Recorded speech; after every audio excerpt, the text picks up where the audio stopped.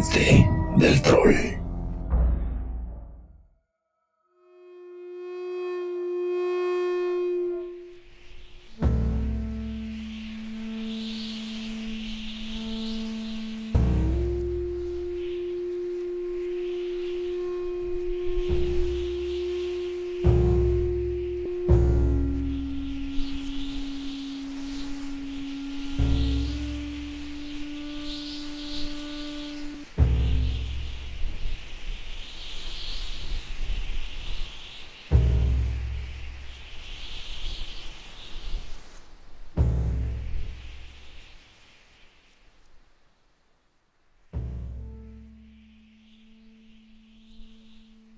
Nuestra historia empieza en 1849, aunque en realidad sucede en 1846.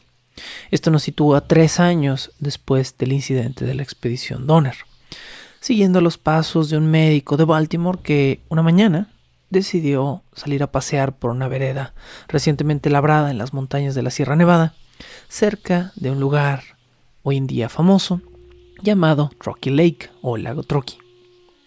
Este médico, Wakeman Brierly, de 28 años de edad, de repente se fijó en el horizonte y vio una vieja y maltratada cabaña hecha de madera de pino, que había sido claramente confeccionada de una forma primitiva en las montañas. Brierly, en su curiosidad, decidió entrar a la cabaña, donde encontró algunos restos de ropa. A Brierly le llamó la atención haber encontrado un calcetín que claramente era de un niño. Era demasiado pequeño para ser de un adulto. Brierly confirmó su sospecha cuando levantó la pieza de vestir y dentro encontró los pequeños huesos del pie de un niño varón. A los pocos minutos de haber llegado al lugar, el médico también se dio cuenta que había varias tumbas ralas que habían sido atacadas por coyotes o por lobos la primavera anterior, y en torno a las tumbas había algunos huesos todavía visiblemente reconocibles. Wakeman Brierly salió rápidamente del lugar pensando que había encontrado algo importante con lo que nadie más se hubiera topado antes. Al salir de la primera cabaña, Brierly divisó, quizá 1 kilómetro o poco menos más adelante, una segunda cabaña rudimentaria que había sido quemada hasta, no podemos decir que hasta los cimientos, porque no tenía cimientos, pero hasta el suelo. Entre los restos de esta segunda cabaña quemada, Brierly encontró tibias y cráneos humanos. La imagen de un descubrimiento arqueológico de repente se volvió más mórbida y más presente para él. Esto por la naturaleza de estos segundos cráneos. Los cráneos de la segunda cabaña estaban abiertos. Alguien con una herramienta, no un animal, alguien humano, había aserrado los cráneos con una sierra para madera y había tallado el hueso tratando de sacar cada gramo de cerebro que había dentro de los mismos. Brierly no lo sabía, pero acababa de toparse con el infame campamento cerca del lago de la expedición Donner, un lugar donde 3 años atrás sucedieron los eventos horripilantes y tristes de los que hablaremos a lo largo de esta temporada. Bienvenidos a este episodio de Bajo el Puente del Troll, una nueva temporada titulada Las Estrellas Indiferentes. Las Estrellas Indiferentes será el título con el que llevemos esta historia, en honor al material, al libro principal que documenta este evento, titulado The Indifferent Stars Above, o Las Estrellas Indiferentes allá arriba o de ahí arriba. Un libro de Daniel James Brown, que es quizá el mejor material que se ha escrito sobre este tema. Un libro que profundiza en el factor humano de personas que sí existieron y que tuvieron que posteriormente a este incidente, tratar de llevar una vida normal. Pero ¿cómo regresar a la normalidad después de que todo lo que viviste e hiciste te ha deshumanizado permanentemente? Dice la historia que meses incluso después de la tragedia de la expedición Donner, Nancy Graves, la hermana menor, una de las tantas hermanas menores de Sarah Graves, una de las sobrevivientes de este evento, todavía se despertaba gritando por lo que había pasado. El motivo de sus gritos era, hoy lo sabemos, síndrome de estrés postraumático causado por los eventos que la mayoría de nosotros no podríamos ni imaginar, pero que mi tarea esta temporada será ver o hacer un esfuerzo porque ustedes imaginen de la mejor forma posible. Esto, como ya les dije, en las montañas de Sierra Nevada en el año de 1846. En este año, la expedición Donner, o lo que hoy en día se conoce como la expedición Donner, pero en aquel entonces un grupo de familias con niños pequeños y mascotas y ganado, se perdieron en la sierra por más de 5 meses, con comida insuficiente y con material apenas utilizable para poder sobrevivir a esta tarea.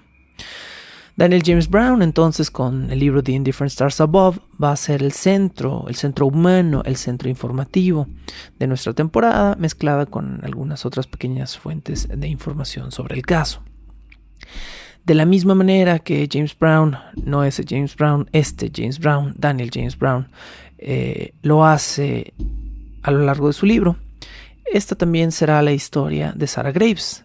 Aunque Sarah Graves no fue una de las protagonistas del evento cuando sucedió, Sarah Graves hoy en día se ha convertido en una de las sobrevivientes. Bueno, hoy ya no sobrevive, por supuesto, pero en su momento fue una de las sobrevivientes más importantes para registrar todo lo que sucedió en el caso, porque era mayor de edad, es decir, tenía edad suficiente para recordar muchas de las cosas que pasaron, para vivir de manera presencial muchas de las cosas horribles que sucedieron, y fue una mujer que brincó repentinamente en menos de un año, de tener una vida perfecta y plena en el viejo oeste,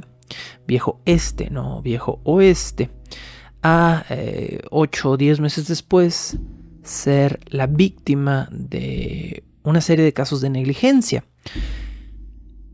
bajo el nombre de hombres codiciosos y egoístas, y por supuesto, como dice el título de esta temporada, bajo un cielo al que jamás le importó lo que sucedía bajo sus estrellas.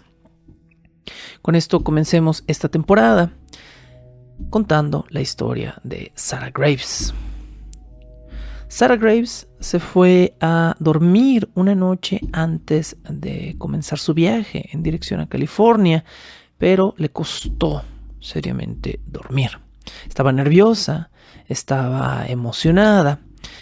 A pesar de no haber tenido una buena noche, se levantó a las 5:25 de la mañana del 12 de abril de 1846 en una cabaña donde Sarah, a pesar de ser una chica ya mayor de edad, a punto de casarse, no dormía sola. Dormía con sus 8 hermanos, todos ellos más jóvenes que ella, siendo Sarah Graves la mayor de su familia. Siguiendo el ritmo de las cosas de su tiempo, Sarah, a pesar de ser joven, se había enamorado de un viejo amigo que a menudo tocaba para ella el violín. Hace un par de semanas, a la fecha que les digo, 12 de abril de 1846, Sarah Graves y el muchacho Jay Fosdick se habían confesado sus sentimientos más íntimos a la luz de la luna, y como buenos colonos cristianos se habían inmediatamente comprometido para casarse. No iban a tener un largo noviazgo, no iban a conocerse. Es posible que hayan tenido una o varias relaciones sexuales antes de casarse, a pesar de lo que la norma cristiana indicara, pero definitivamente después de tenerlas, Jay Fosdick arriesgaba su honor o el de ella al no casarse con esta chica. Así que Fosdick, este muchacho, se comprometió con la futura señora Fosdick, y esto los llevó a tener que tomar algunas decisiones presurosas. ¿Por qué? Bueno, Jay Fosdick y Sarah estaban muy enamorados y por supuesto iban a casarse y a vivir juntos. Pero Sarah estaba muy apegada a su familia. Y su familia había tomado la difícil decisión de mudarse a vivir a California. Esta historia de las estrellas indiferentes, esta historia de colonos americanos, es una historia de supervivencia, pero también es una historia de humanidad en el viejo oeste. O más específicamente en el caso de la familia de Sarah, es una historia de la lucha por moverse, trasladarse con una familia completa del este de los Estados Unidos al oeste, específicamente a California. California era uno de los lugares soñados en este momento de la historia. La mayoría de los colonos, de los inmigrantes que habían llegado desde Europa en barcos, lo habían hecho obviamente a la parte este de Estados Unidos. Y muchos de ellos se habían ido moviendo poco a poco hacia el centro, como era precisamente el caso de la familia Graves, quienes estaban asentados en Missouri. Dos grandes lugares eran el sueño del viejo oeste: Oregón y California. La mayoría de las personas que viajaba de Nueva York o de Missouri o de cualquiera de los lugares del este, que eran puertos comunes o centros comunes de llegada para extranjeros, lo hacía hacia Oregón, tomando por supuesto la famosa senda de Oregón.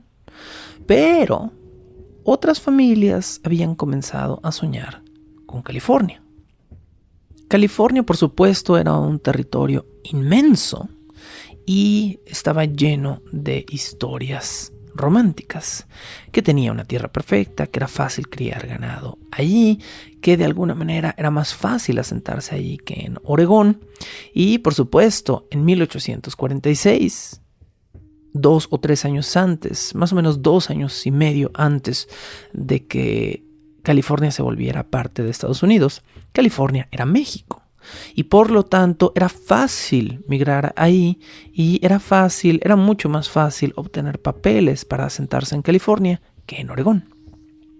Para la mayoría de las familias que tomaban la lenta y pesada ruta o senda de Oregón, el camino era de 4 a 6 meses a pie, obviamente acompañados de su ganado y sus carretas.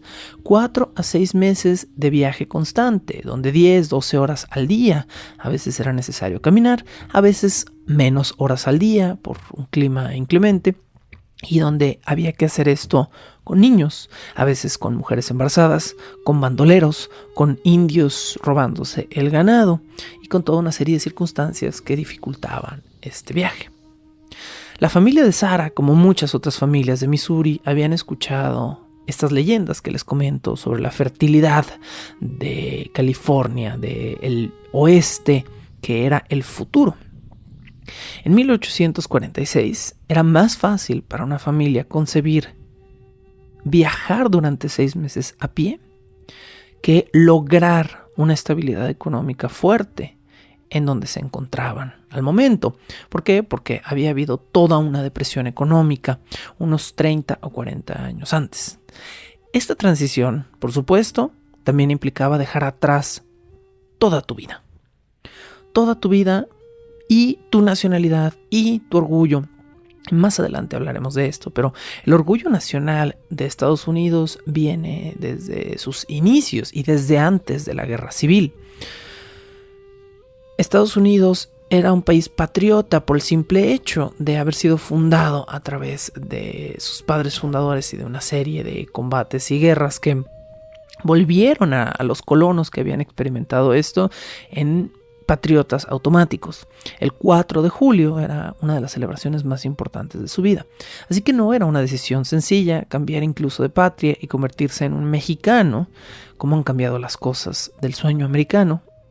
Ir al este, al sureste, para convertirse en un mexicano y mejorar la economía.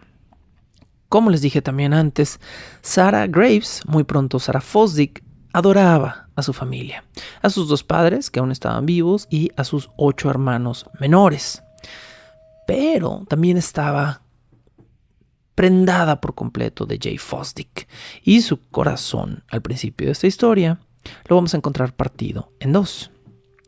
¿Qué debe hacer una chica de 21 años de edad cuando se ha enamorado, pero no se ha desencantado de su familia entera. Tenía que quedarse Sarah en el este, en Missouri, con su amado y posiblemente por las circunstancias de la época jamás volver a ver en carne a sus padres. O debía Sarah, a unos días de haberse declarado al amor de su vida, abandonarlo para siempre para serle fiel a su familia de sangre y viajar con ellos al oeste. ¿Qué hacer? ¿Qué hacer? Repito. ¿Y cómo tomar esta decisión? A los 21 años de edad, Jay Fosdick tendría unos 23 años de edad, Sarah 21. Cuando Sarah no conocía nada del mundo fuera de Missouri, desde 1831. Sarah había llegado a los 6 años de edad a Missouri en 1831 y jamás había conocido otra vida, otro idioma, otras tierras, ni siquiera en libros o mapas. El padre de Sarah era Franklin Ward Graves, un nombre que deben recordar porque es un nombre importante durante esta expedición. Franklin Graves era alto, de espalda poderosa, de buen porte, de cabello graciosamente rebelde, si lo buscan en fotografía, y era un hombre amante del campo. Le gustaba jamás usar zapatos excepto en invierno, jamás usar sombrero excepto en invierno y dejar que el sol y la tierra lo sazonaran. La madre de Sarah Graves era también una mujer muy alta, muy atenta y caritativa, que era conocida en Missouri por regalar bienes o alimentos a los más necesitados. Y todo el mundo sabía que era una madre muy devota. Ambos son personas que antes de la expedición Donner eran descritas como siempre con una sonrisa en el rostro y eran sobre todo consideradas personas confiables. La bondad de la mamá de Sarah, de Elizabeth Graves, era tal que en una ocasión, dice una historia, cruzó a pie un lago congelado entero, es decir, probablemente varios kilómetros sobre el hielo, para llevarle comida y provisiones a una familia a la que constantemente visitaba del otro lado del lago, con una lancha, pero que después del congelamiento del lago no pudo llevarles provisiones y decidió caminar la distancia del lago con las canastas de comida en los brazos para llevarles sustento. Esto lo hizo Elizabeth Graves a los 57 años de edad, una edad que ya es avanzada hoy en día, ya no digamos en aquellos tiempos. Franklin Graves también era un hombre tan fuerte que seguía trabajando, de buen humor, arriando ganado y cosechando y plantando cuando era necesario, criando todo tipo de animales de granja y subsistiendo de la mejor forma posible. Tanto Franklin Graves como su esposa eran ciudadanos ejemplares de su época y de su momento.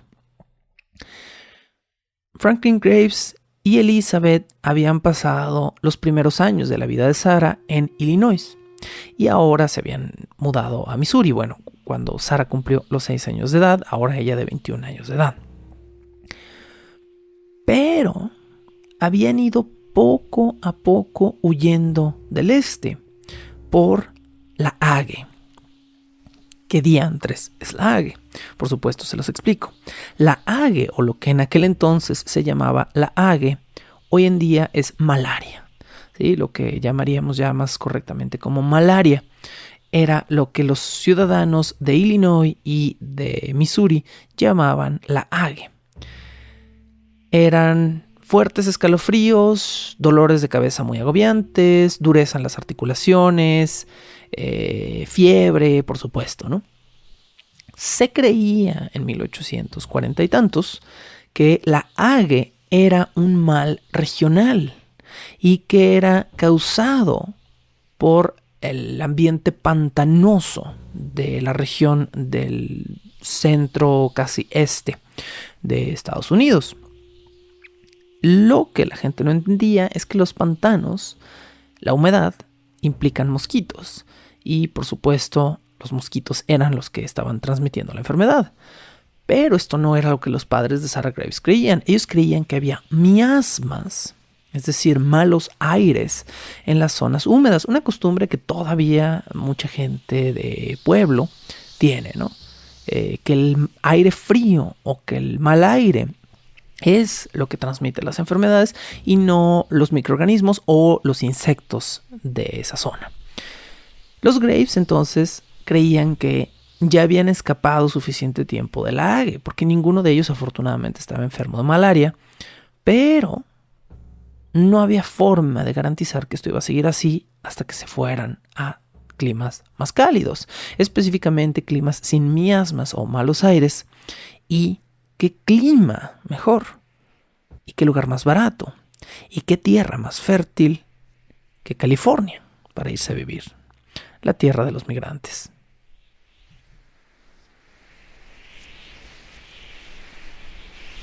Bajo el puente del troll.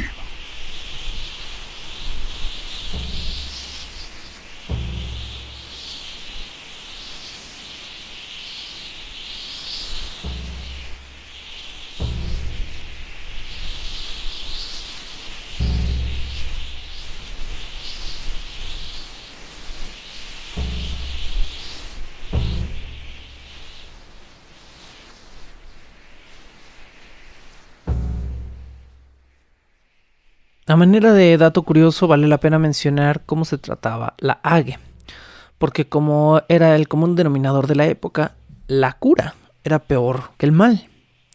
La ague se trataba bebiendo o tomando pastillas de mercurio.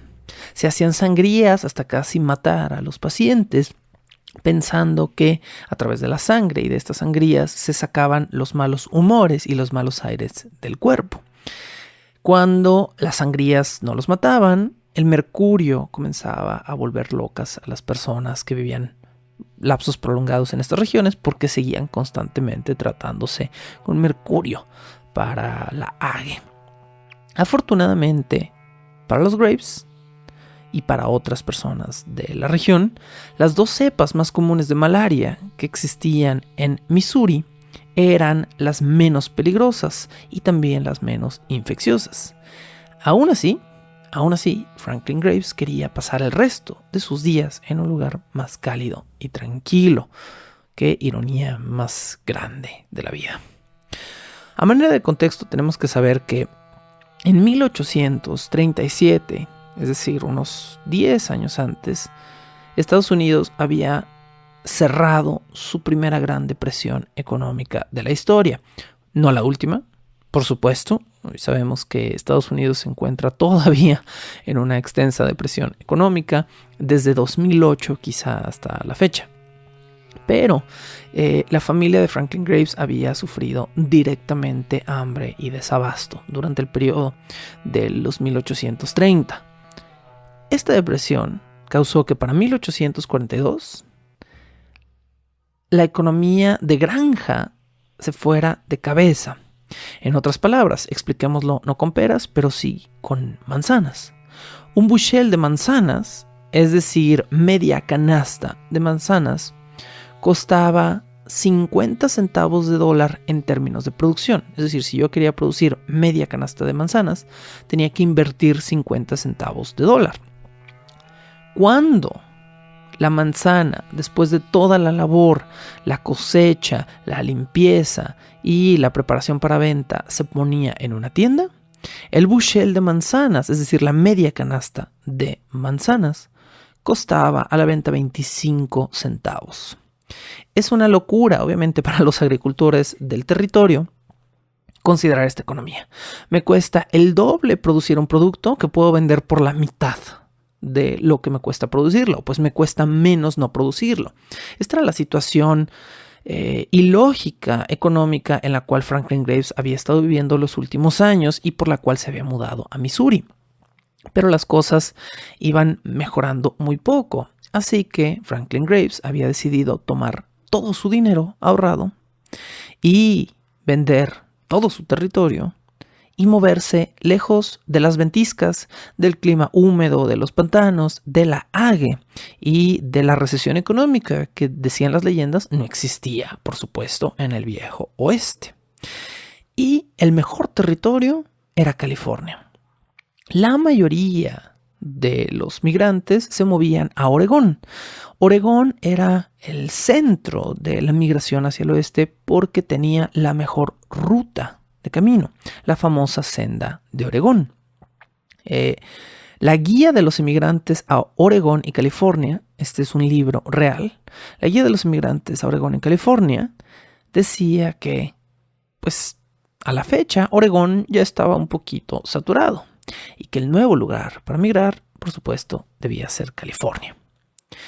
California no se anexaría a Estados Unidos sino hasta 1848, de manera que en 1846, como les decía hace un momento, para migrar oficialmente a California tenías que sacar papeles mexicanos. Pero era muy fácil ser un americano ilegal en México. Y eso quizá no ha cambiado mucho hasta la fecha. Ahora, otra gran ventaja de la mítica de California es que la mayoría de los pobladores nativos de California ya habían sido asimilados. Cuando uso el término asimilados me refiero, por supuesto, a asesinados por los blancos o habían muerto la mayoría a causa de enfermedades para las cuales sus sistemas inmunológicos no estaban preparados.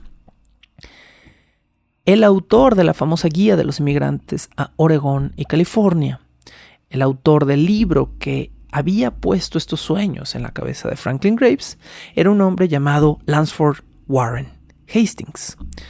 Recuerden también este nombre. Lansford Hastings es un personaje muy importante en esta historia.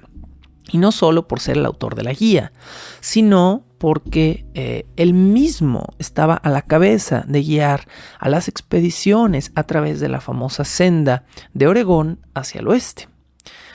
También Hastings era un enorme promotor de blanquear los territorios indios.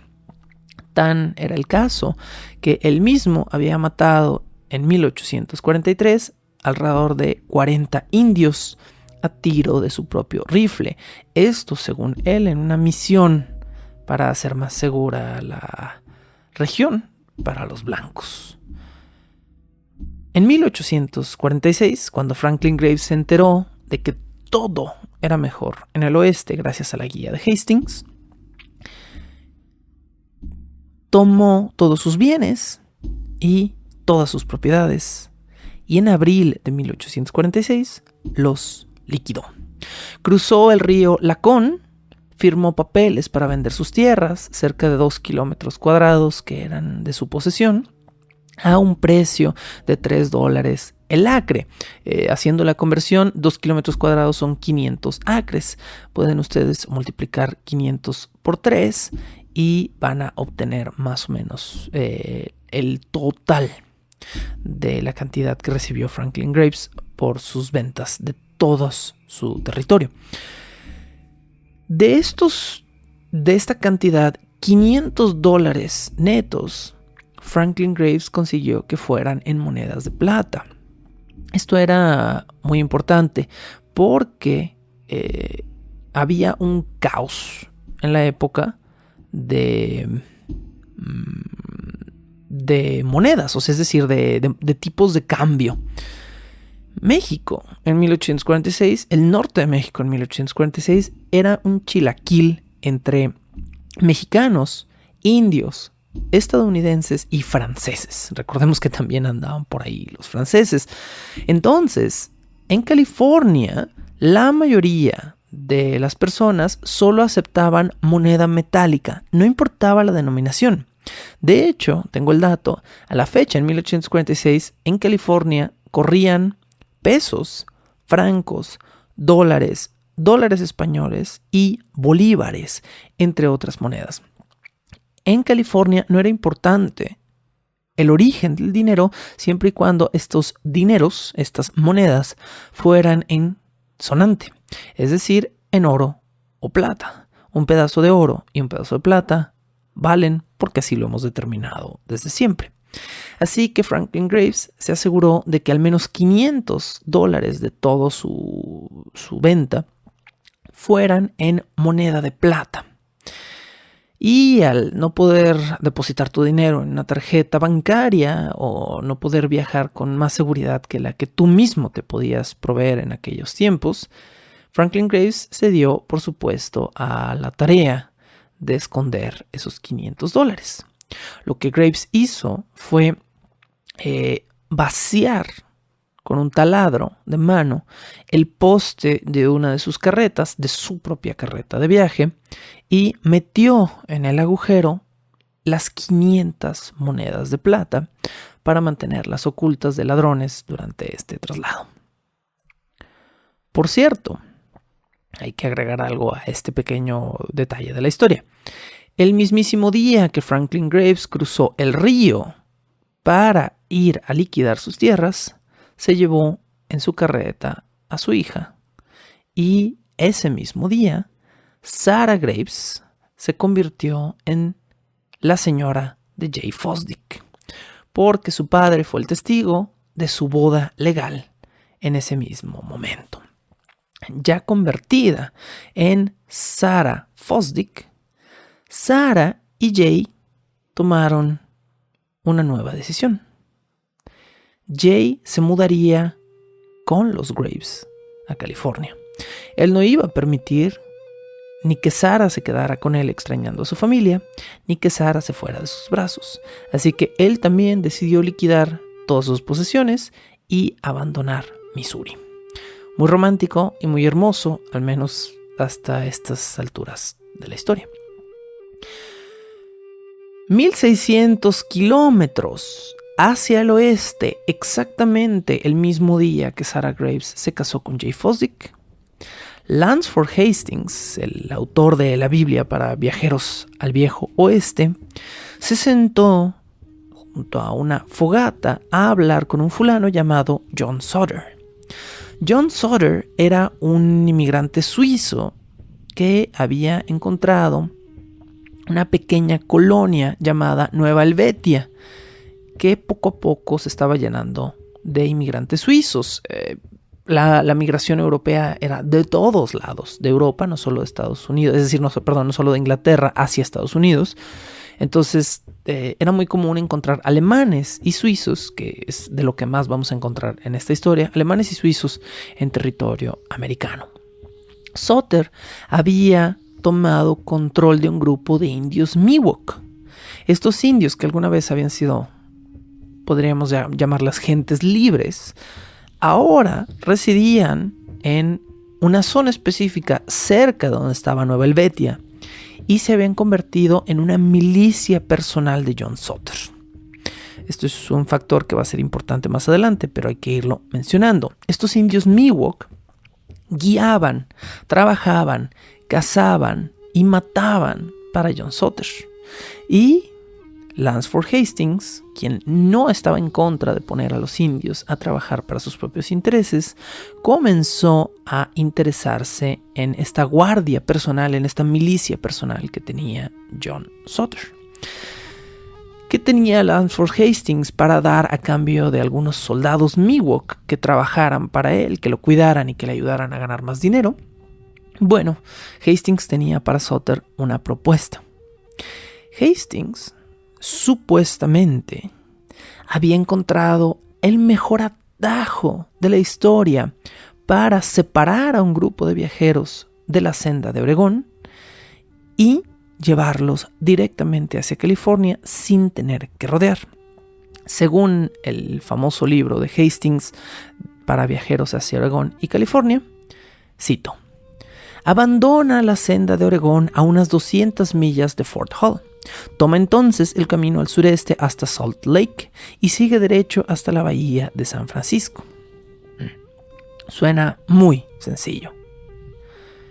Ahora, una cosa era muy cierta del atajo de Hastings, y era que Hastings mismo jamás había usado ese camino. Es un camino que él había trazado en mapas y que él había comenzado a promocionar como una ruta alterna por diversos motivos que iremos viendo a lo largo de esta temporada. Pero Hastings jamás había cruzado con carretas inmigrantes ese atajo. El atajo pasaba por en medio de las montañas Wasatch, una ruta que casi ningún trampero y casi ningún cazador usaba porque era hostil, era complicada, era escarpada, no era adecuada para montas, para caballos, para bueyes, no era adecuada para carretas, no era adecuada para niños, que, les recuerdo a estas alturas, es toda la lista de cosas con las que estos viajeros normalmente viajaban. Niños y bueyes y carretas y demás. Los pocos tramperos que sí usaban la ruta, la usaban en verano y la usaban como un camino para recortar algunas horas de viaje, pero solo cuando viajaban solos, a pie o en caballos pequeños, y jamás usaban estos tramperos la ruta con personas que los fueran siguiendo en carrozas. El 11 de abril de 1846, Hastings se movió a California por medio de la ruta de Fort Hall. En Fort Hall, Hastings empezaba poco a poco a convencer a las personas que se encontraban ahí de usar su nuevo atajo hacia el suroeste. Y, eventualmente, Fort Hall es a donde Sarah y la familia Graves se iban a dirigir.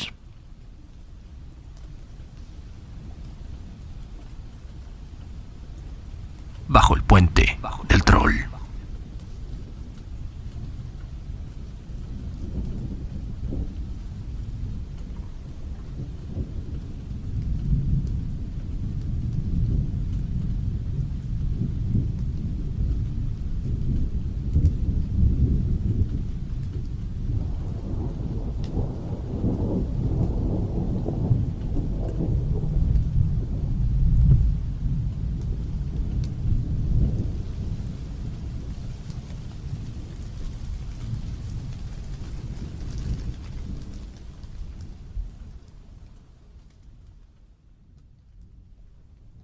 La familia Graves y por supuesto la recién formada familia Fosdick, es decir, Sarah y Jay, los nuevos esposos, viajaron por varios días bajo la lluvia con sus bueyes y carretas bajo lo que ellos describen a posteriori como un cielo opaco y gris.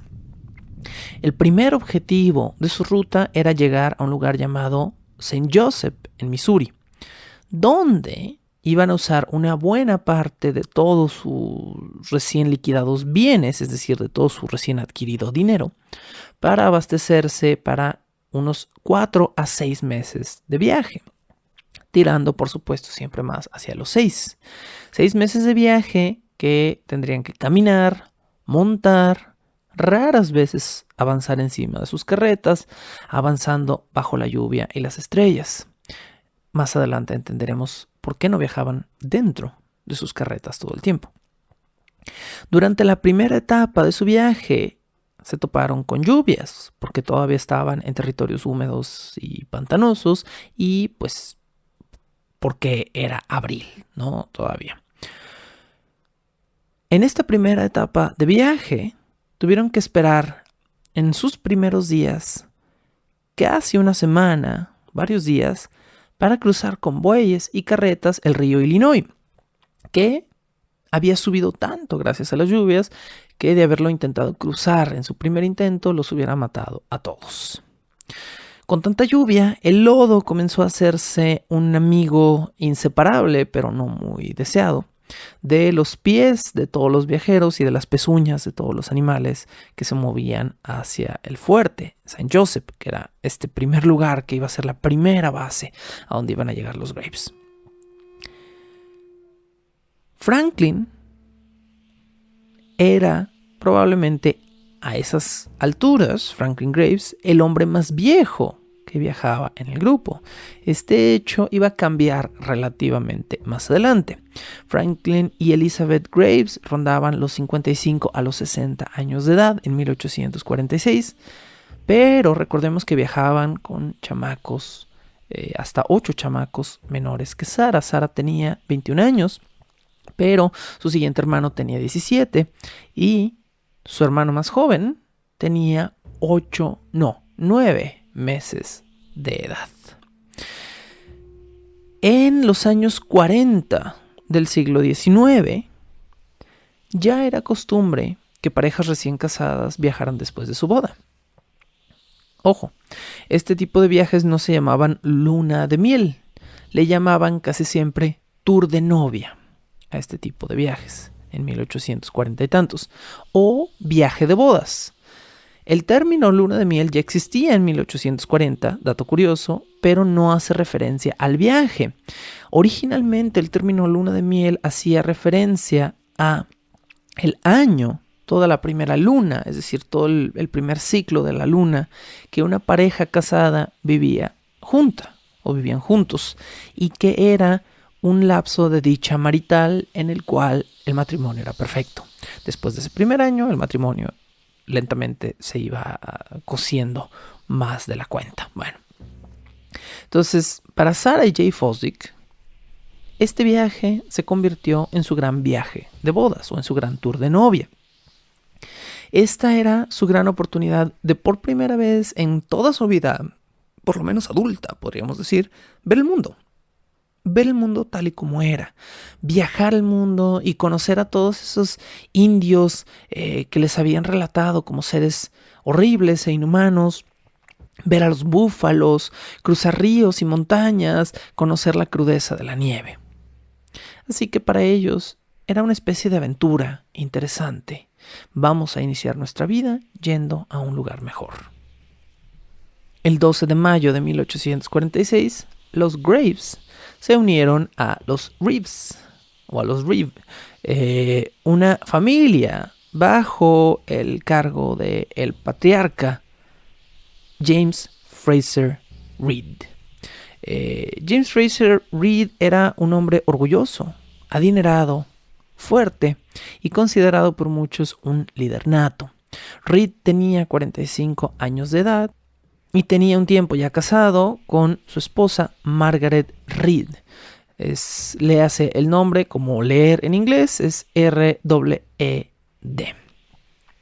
Margaret Reed era una mujer muy enfermiza. Se decía que era propensa a las migrañas y que tenía una complexión muy débil.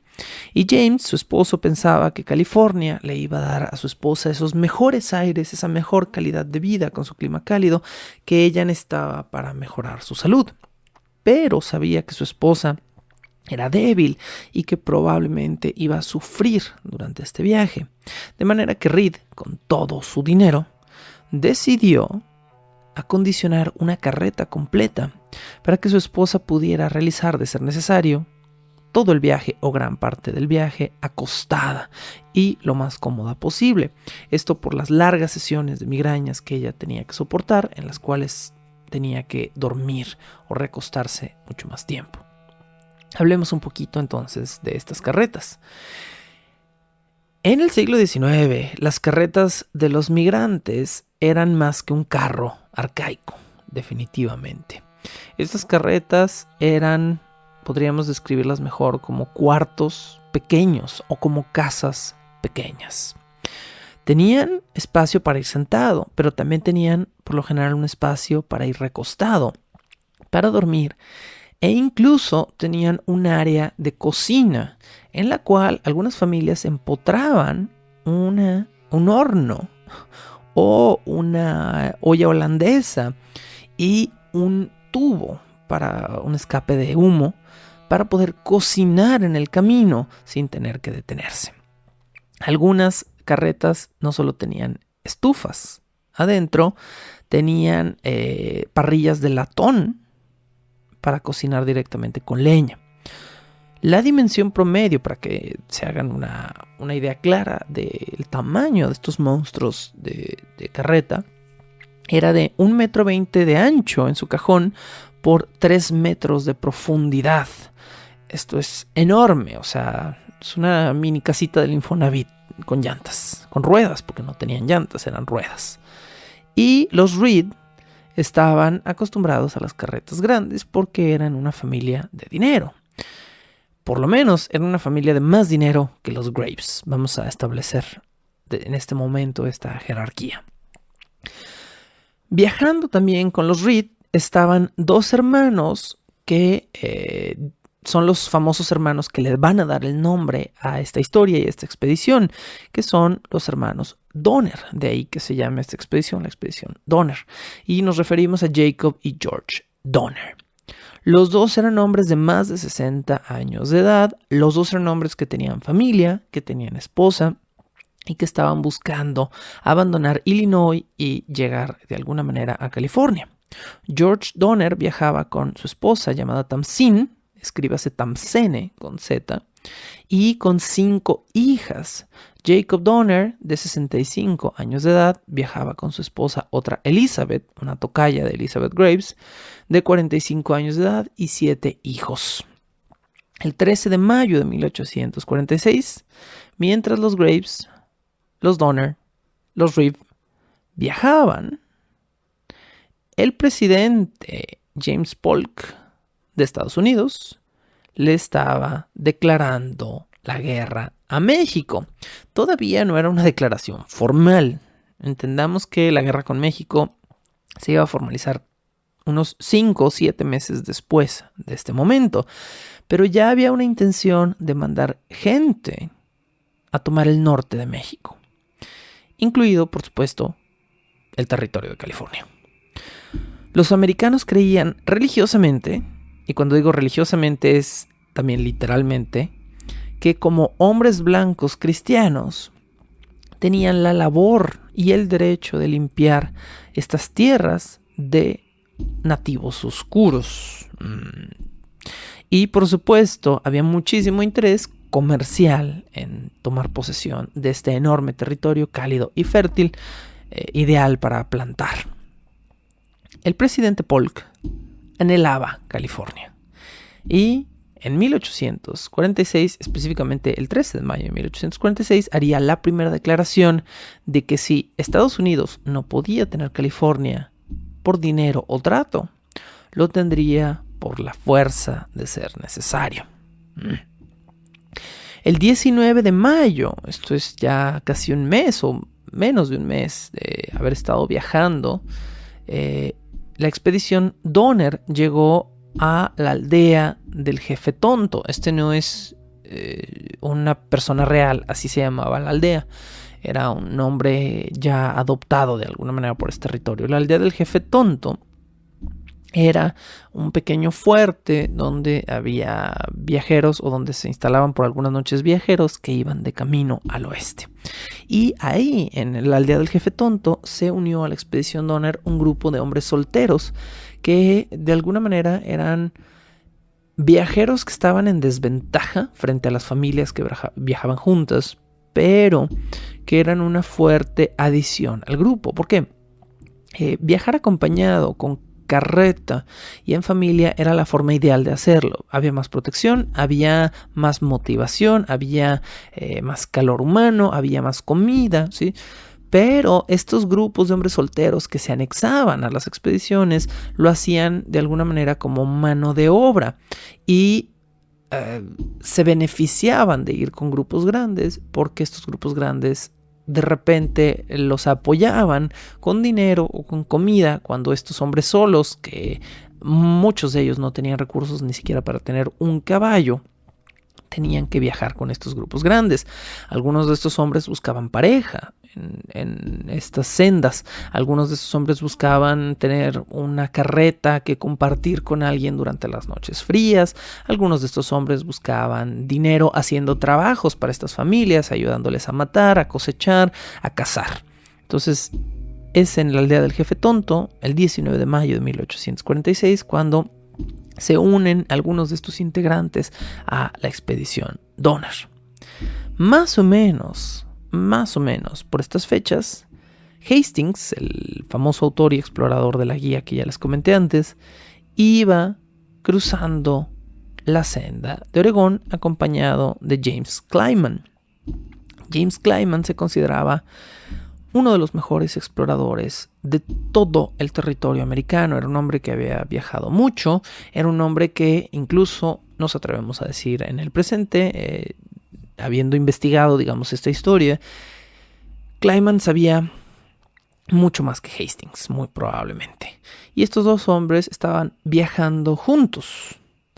Al noreste de Fort Laramie, yo sé que es un poquito complicado hacer esto por audio y entender esto. Más adelante les voy a hacer un resumen visual, entre comillas, un resumen auditivo de la visualización del mapa y de cómo era exactamente la ruta.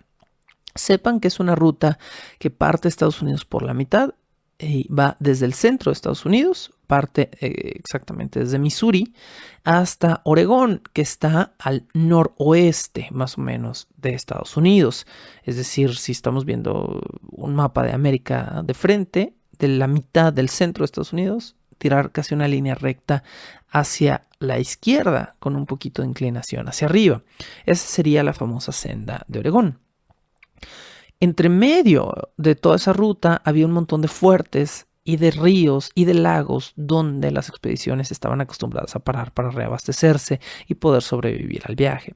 Fort Laramie o el Fuerte Laramie es uno de estos puntos importantes de los que vamos a tener que hablar constantemente, entre otros fuertes, casi todos se llamaban fuertes, que eran pequeños puntos donde los exploradores podían reabastecerse de ciertas cosas que después ya no iban a volver a encontrar. Bueno. Entonces, Hastings iba viajando con James Clyman hacia Fort Laramie cuando le dijo de su atajo y le dijo que él quería promover este atajo y le dijo a Clyman que por qué no, de camino al fuerte donde se iban a encontrar con los nuevos viajeros hacia el oeste, tomaban ahora sí por primera vez el famoso atajo. Ahora, Clyman ya conocía el disque atajo de Hastings y le dijo que no era un buen camino. Le dijo que los pocos kilómetros que se ahorraba aumentaban el viaje en tiempo exponencialmente porque eran kilómetros muy difíciles de recorrer.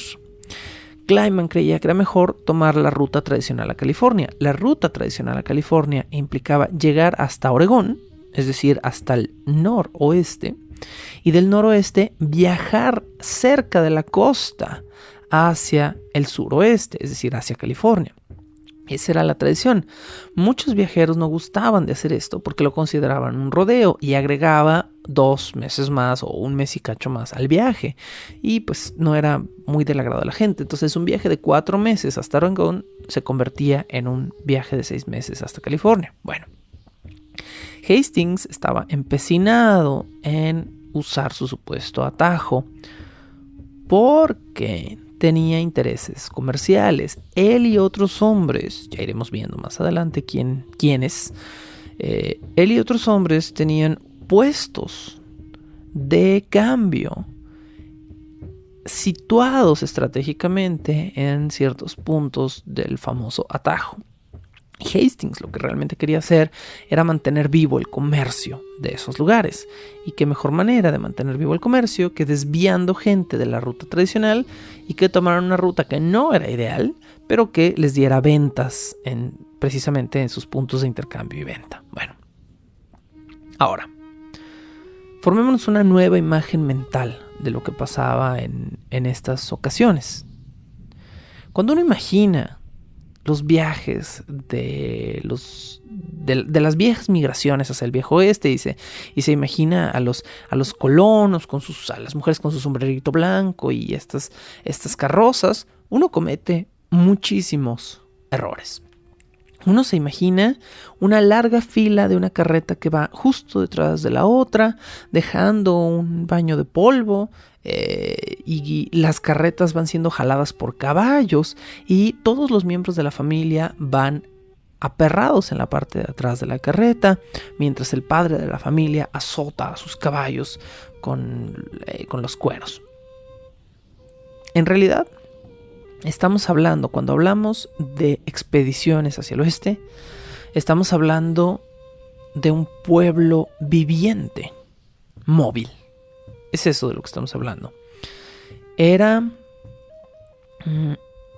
un grupo de guías que iban 1 o 2 días en avanzada por enfrente de grupos enormes de familias que no iban lado a lado o carreta detrás de carreta, sino dispersos por el camino a sus propios ritmos y con una cierta separación íntima de los otros viajeros, avanzando por un mismo camino que ya estaba marcado por los guías que iban adelante.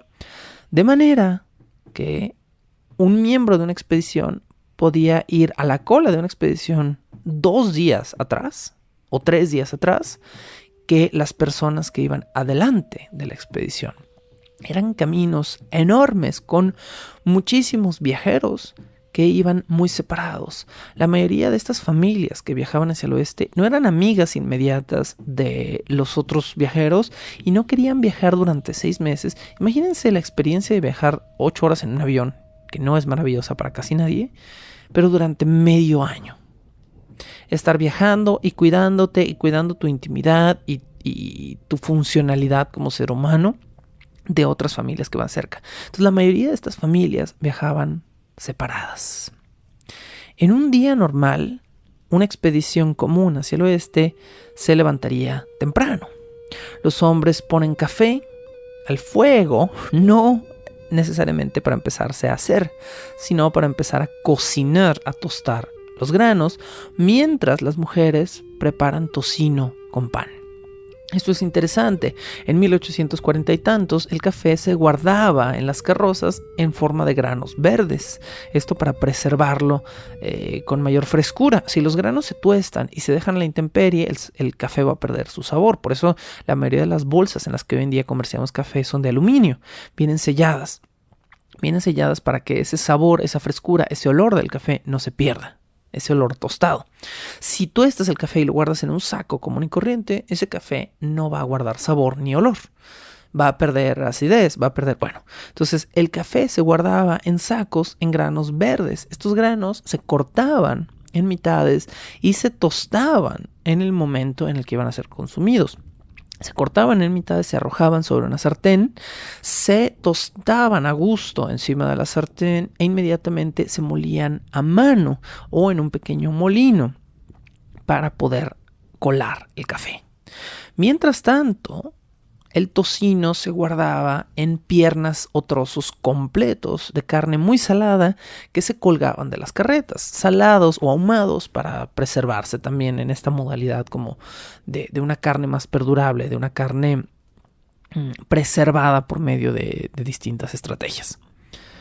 Después de desayunar, después de tomarse su cafecito, sus granos verdes, después de molerlos, después de hacerse su tocino con pan, una gran ración de tocino con pan, porque iban a necesitar muchas calorías, la mayoría de los viajeros caminaban hasta casi el mediodía. De haberse levantado a las 5, 6, 7 de la mañana y haber desayunado hasta las 7, 8, 9 de la mañana, estas bestias, estas ciudades móviles, estos pueblos móviles, comenzaban a andar y ese andar era muy lento.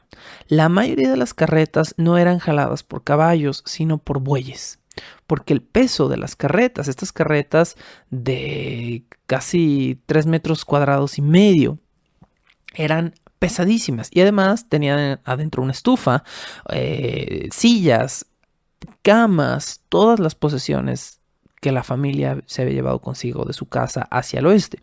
Entonces, estas carretas eran jaladas por muchos bueyes. Bueyes atados a múltiples yuntas que jalaban muy lentamente estas carretas. Dado que las carretas iban tan cargadas, por lo general solo iban 1 o 2 personas encima de las carretas, porque si no los bueyes se fatigaban y se morían, literalmente. Entonces, la mayoría de los miembros de la familia, específicamente los de edad media, es decir, no los bebés ni los más viejos, pero los jóvenes, iban a pie. O si tenían los recursos para tener un carrito, es decir, un caballo, algunos de sus miembros iban a caballos. Algunas de las familias más adineradas tenían ponis que le daban a sus hijos pequeños para que pudieran ir avanzando al ritmo de la carreta. En la mayoría de los casos, iban a pie, caminando lentamente junto a la carreta y viendo y haciendo cosas y tratando de no romperse una pierna o de no encontrarse una serpiente de cascabel. Durante las noches, estas ciudades móviles se convertían en fuertes acorazados. La mayoría de las familias que se encontraban cerca la una de las otras acomodaban sus carretas en círculos o en semicírculos para proteger a la familia de ataques o de animales durante la noche, y al centro de estos círculos o semicírculos hacían fuegos.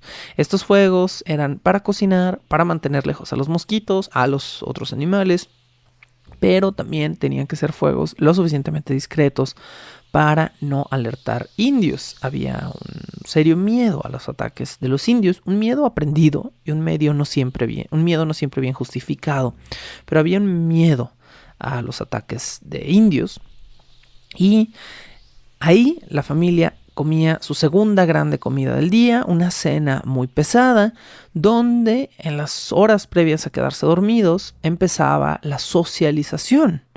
La mayoría de los jóvenes socializaban un rato, algunos miembros bebían algo, bebían alcohol, por supuesto, y después de socializar un rato, hacían música, muchas veces bailaban, y eventualmente entre el alcohol y las risas, algunos comenzaban a quedarse dormidos después del cansancio de todo el día, y algunos dormían dentro de sus carretas, otros no. Los más pobres, por lo general, que no tenían carretas, como los hombres solteros que viajaban anexos a estas familias, dormían a la intemperie. Cada quien cuidaba de los suyos, nadie estaba muy dispuesto a compartir los bienes comprados y pagados de tu bolsillo con las otras familias, y que nadie fuera a abusar ni de tus animales ni de tus carrozas, porque eran los dos más grandes lujos que tenías para poder terminar ese viaje. Así, asentados por una o varias noches de esta manera, los miembros de estas expediciones se quedaban dormidos soñando con tierras cálidas y fértiles, con inviernos más tranquilos, menos nevados. Pero debemos decir al final del episodio del día de hoy que estos sueños de tierras cálidas e idílicas no se parecen en nada a la realidad que la expedición Donner tuvo que vivir después de su estancia en Sanjiao. Esto fue Bajo el Puente del Troll. Comenzamos esta que para mí ha sido una muy interesante, fascinante, diría yo, temporada de investigar, titulada Las estrellas indiferentes. Continuamos la siguiente semana con el episodio 2, que se titulará California, Tierra de Sueños, precisamente. Compartan este podcast, ya lo saben, háganlo llegar a quienes puedan. Esta información, a pesar de que ustedes hacen una muy bien recibida donación por ella, es libre y eventualmente se liberará gratis en Spotify y en YouTube, casi con un año de retraso, sí, hay que decirlo, pero se liberará gratis. Disfruten esta información y, por supuesto, gracias por apoyar, gracias por escuchar y gracias por seguir en Bajo el Puente del Troll.